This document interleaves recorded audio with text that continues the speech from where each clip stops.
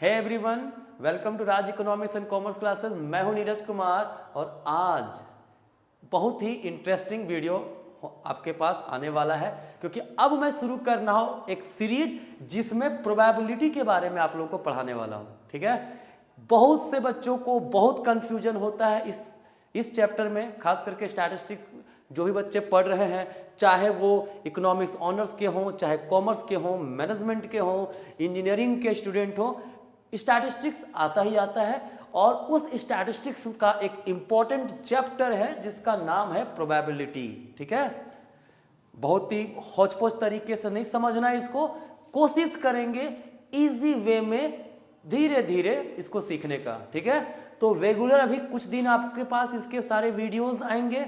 मैं इसमें प्रोबेबिलिटी का मीनिंग, कॉन्सेप्ट, जो भी जितने थ्योरम है, एडिशन थ्योरम, मल्टीप्लिकेशन, कंडीशनल, वेल्स थ्योरम, ठीक है, इसके अलावा रैंडम प्रोबेबिलिटी डिस्ट्रीब्यूशन जिसमें हम लोग डिस्क्रीट, कंटिन्यूअस सबको समझेंगे, binomial probability distribution, normal probability distribution, Poisson probability distribution, इन सभी के बारे में हम लोग वन बाय वन डिस्कस करने वाले हैं। ठीक है, तो कृपया बने रहिए, ज़्यादा से ज़्यादा शेयर कीजिए वीडियोस को ताकि ज़्यादा से ज़्यादा बच्चों तक ये वीडियो पहुंच सके। ठीक है, तो चलिए आगे हम लोग बढ़ते हैं।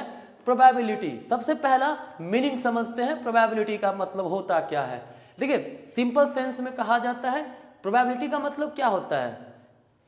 Number of chances of occurrence of any event, किसी भी इवेंट का होने के क्या चांस है वो हमारा क्या कहलाता है? प्रोबेबिलिटी।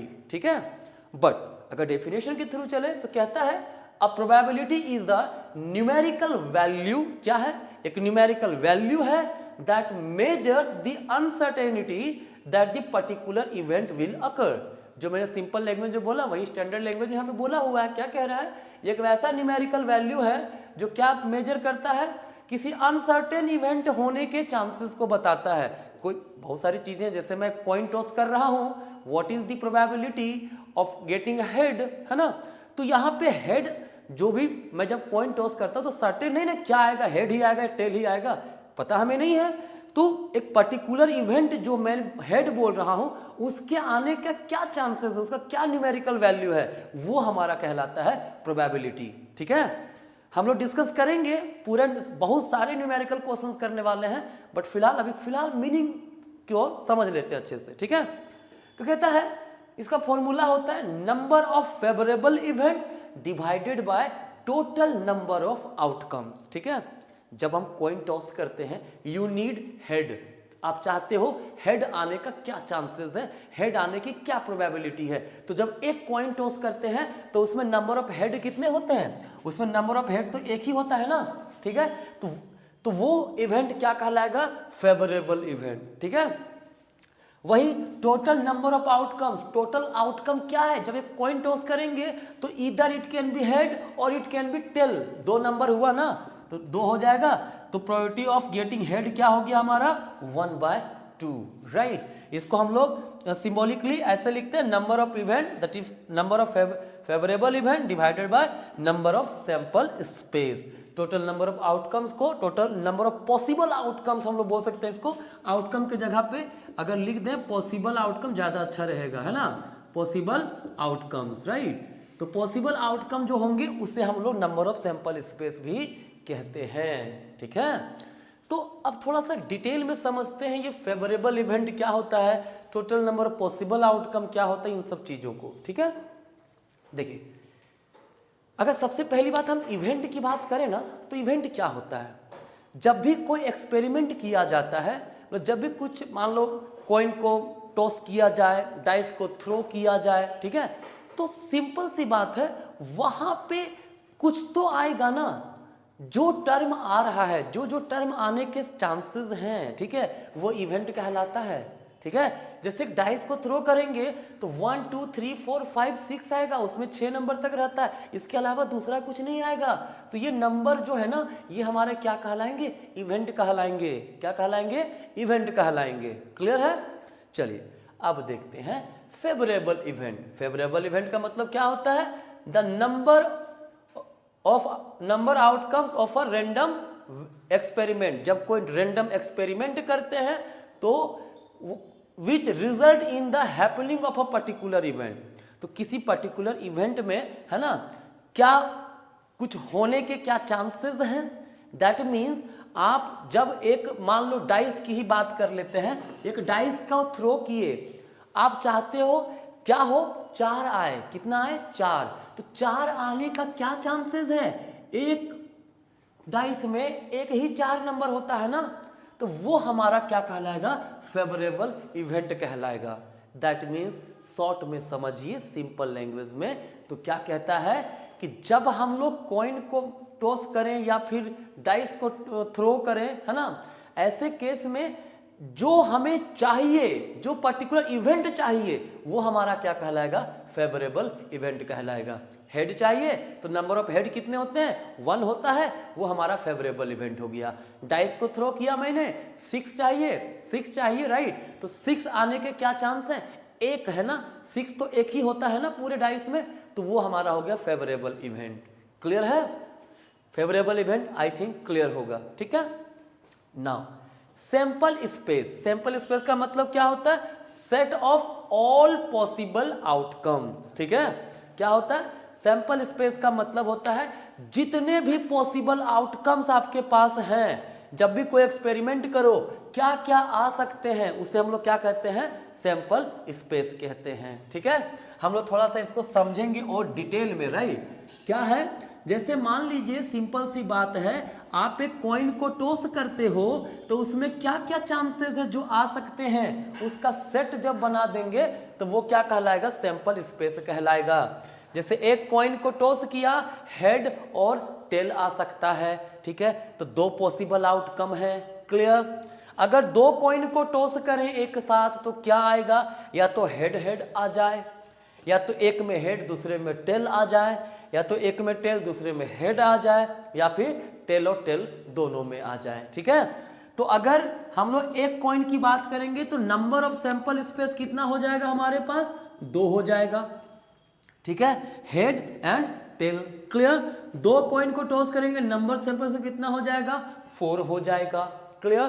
तो जब भी सैंपल स्पेस निकालना हो, ठीक है, तो कॉइन के केस में क्या करते हैं हम लोग, 2 का पावर n दे देते हैं, ठीक है, 2 का पावर n का मतलब नंबर ऑफ कॉइन।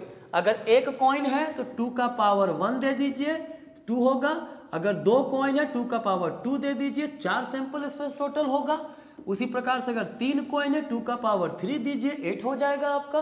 क्लियर। तो ये हमारा सैंपल स्पेस होगा in the case of coin. Clear. उसी प्रकार से अगर हम डाइस की बात करें, है ना, किसकी बात करें, डाइस की बात करें, तो डाइस में टोटल इवेंट कितने होते हैं, 6 इवेंट होते हैं, ठीक है। तो जब 6 इवेंट हमारे पास है, दैट इज 6 का पावर n, यहां पर भी क्या हो जाएगा, 6 to the power n। Clear. अगर हमारे पास एक डाइस है तो क्या करेंगे, 6 to the power 1 that is 6। If we have 2 dices, right, तो क्या होगा, 6 का पावर 2 दैट इज 36। क्लियर। यहां पे थोड़ा समझते हैं हम लोग, 2 डाइस अगर है तो कितने सेट बनेंगे, मतलब सैंपल में कितने पॉसिबल आउटकम बनेंगे, उसको जरूर दिमाग में रख सकते हैं। जैसे मान लीजिए वी हैव 2 डाइस ना, फर्स्ट डाइस 1 मान लेते हैं, है ना, और सेकेंड डाइस मान लेते हैं। क्लियर। तो ऐसे केस में दोनों ही डाइस में क्या होगा, एक नंबर 1 होगा, 2 होगा, 3 होगा, 4 होगा, 5 होगा और 6 होगा। क्लियर है। इसमें भी 1 2 3 4 5 और 6, ये टोटल हमारे क्या है, ये हमारे इवेंट हैं डाइस के, ठीक है। तो जब ये हमारे इवेंट होंगे और दोनों डाइस को थ्रो किया जाए एक साथ, ठीक है, तो पॉसिबल आउटकम क्या बन सकते हैं, पहला में भी 1 आ जाए, दूसरे में भी 1 आ जाए, ये हो सकता है। पहले में आपका 2 आ जाए, दूसरे में 1 आ जाए, फर्स्ट में 3 आ जाए, सेकेंड में आपका 1 आ जाए, फिर 4 और 1 हो जाए, 5 और 1 हो जाए, 6 और 1 हो जाए, ये हो सकता है। क्लियर। और क्या हो सकता है, और पॉसिबिलिटी क्या है, हमारे पास पॉसिबिलिटी है कि एक में 1 दूसरे में 2 आ जाए, पहले में 1 दूसरा में 2, इसी प्रकार से हम लोग 3 2 4 2 5 2 6 2 इस प्रकार का लेके चल सकते हैं हम लोग। सबको मैं बता दे रहा हूँ क्या हो जाएगा, 1 3 2 3 3 3, 4 3, 5 3, 6 3, राइट। फिर क्या हो जाएगा 1 4, 2 4, 3 4, 4 4, 5 4, 6 4, राइट। 5 में क्या हो जाएगा 1 5, 2 5, 3 5, 4 5, 5 5, 6 5, क्लियर। फिर क्या हो जाएगा 1 6, 2 6, 3 6, 4 6, 5 6, 6 और 6, है ना। देखिए टोटल मिला के 36 हुए है ना। 6 मल्टीप्लाई कर दीजिए, टोटल हमारा कितना हो जाएगा 36 हो जाएगा, क्लियर। अब देखिए इसमें अगर मान लीजिए आपसे प्रोबेबिलिटी पूछ दिया है that what is the probability of if we throw 2 dices, ठीक है, अगर हम 2 डाइस थ्रो करते हैं then what is the probability of getting sum of 4, sum of 8। मान लीजिए कि जब 2 डाइस को थ्रो करते हैं, है ना, और उन 2 डाइस के थ्रो करने पर जो सम आएगा, दोनों का जो भी रिजल्ट आएगा उसका सम करें तो 8 आ जाए। कितना सम हो, सम हमारे पास 8 हो, क्लियर। तो इजिली हम लोग ऐसे देख सकते हैं ना सम 8 कहाँ कहाँ होगा। इन सबको ऐड करिए, देखिए कहीं 8 नहीं हुआ, यहाँ पे 8 हो रहा है ना, 6 2 8। फिर कहाँ हो रहा है 5 3 8। फिर इसमें कहाँ हो रहा है 4 4 8। फिर कहाँ हो रहा है 3 5 8। और इसमें कहाँ हो रहा है 8 2 और 6 8, ठीक है। तो हमारे पास यहाँ पे फेवरेबल इवेंट क्या बना, हमें 8 चाहिए ना। 8 आने की पॉसिबिलिटी कितनी है 1 2 3 4 5। तो favourable outcome that is number of event, favourable event कितना हो जाएगा 5। और नंबर ऑफ सैंपल स्पेस कितना है 2 डाइसेस है ना, तो वो 36 हुआ कि नहीं हुआ। आंसर क्या हो जाएगा probability of getting sum of sum 8, है ना, कितना होगा 5/36, क्लियर है। ये था सैंपल स्पेस का कहानी, क्लियर। अभी आगे मैं बता देता हूं, आप यहां तो सैंपल स्पेस हो गया। अब हम लोग देखते हैं आगे। हाँ देखिए अब कुछ और भी टर्म्स हैं उसको समझ लेते हैं। जैसे इसमें एक है म्यूचुअली एक्सक्लूसिव इवेंट्स, क्लियर है। देखिए कहता है अगर कोई भी 2 इवेंट हो और उन 2 इवेंट को हम लोग उसमें देखें कि दोनों इवेंट एक साथ नहीं हो सकता है। 2 events can not occur simultaneously, ठीक है। अगर एक साथ वो दोनों इवेंट नहीं हो रहा हो, ठीक है, तो वो क्या कहलाएगा म्यूचुअली एक्सक्लूसिव इवेंट कहलाएगा, ठीक है। जैसे एग्जांपल के लिए अगर हम एक कॉइन को टॉस करते हैं, एक कॉइन को मैंने टॉस किया है, ठीक है, तो क्या होगा या तो हेड या तो टेल आएगा। हेड एंड टेल दोनों एक साथ नहीं आ सकता है। तो एक कॉइन को जब टॉस करेंगे तो हेड और टेल हमारा क्या हुआ म्यूचुअली एक्सक्लूसिव इवेंट हुआ, दोनों एक साथ नहीं आ सकते हैं, क्लियर है। ये हो गया आपका म्यूचुअली एक्सक्लूसिव इवेंट, ठीक है। अब है हमारे पास इंडिपेंडेंट इवेंट। क्या है इंडिपेंडेंट इवेंट, कहता है 2 events are independent when they have no influence on each other. एक दूसरे को जब इन्फ्लुएंस ना करे तो वो क्या कहलाएगा इंडिपेंडेंट इवेंट कहलाएगा, ठीक है। एग्जाम्पल समझिए इसका। कहता है अगर मान लीजिए हम एक किंग को निकालते हैं from the pack of card. क्या निकालते हैं, एक किंग निकालते हैं from the pack of card, मतलब सिंपली बोल सकते हैं एक कार्ड निकालते हैं from the pack of card. तो किंग आने की क्या प्रोबेबिलिटी है 4/52 है कि नहीं है। 4 total number of king 4 card 4 होता है और टोटल कार्ड्स कितना हो गया 52, तो 4/52 हो गया, राइट। अब अगर दूसरा बार जो कार्ड मैंने निकाला था उस कार्ड को मैंने पैक ऑफ कार्ड में रख दिया, अब फिर से उससे हम एक कार्ड निकाल रहे हैं और पूछे कि भाई किंग आने की क्या प्रोबेबिलिटी है, तो फिर से हमारा 4/52 ही आएगा ना। सिंपल सी बात है, क्यों, क्योंकि शुरुआत में उसमें किंग कितना था 4 था, मैंने एक निकाला, राइट। किंग आने की प्रोबेबिलिटी 4/52 बना, मैंने उसे रख दिया वहां पर, फिर से अब निकाले तो वहां अभी भी तो किंग 4 है ना। तो क्या पहला प्रोबेबिलिटी दूसरे को अफेक्ट कर रहा है, क्या नहीं कर रहा है। अगर अफेक्ट ना करे, पहला जो ट्रायल मैंने किया वो इन्फ्लुएंस ना करे दूसरे को, तो उसको बोलते हैं इंडिपेंडेंट इवेंट, ठीक है।